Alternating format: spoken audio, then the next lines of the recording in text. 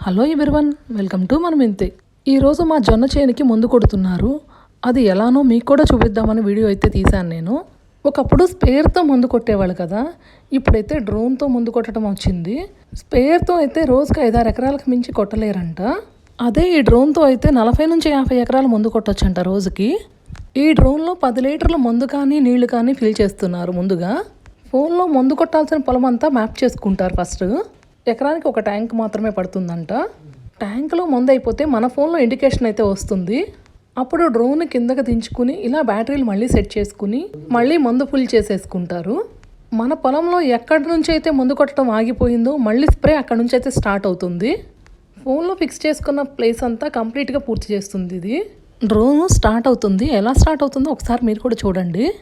ఇక్కడ 6 రెక్కలు కనిపిస్తున్నాయి కదా డ్రోన్కి, కానీ 4 రెక్కల కింద ఉన్న లెగ్స్కి ఇలా నాజల్స్ అయితే ఫిక్స్ చేసి ఉంటాయి.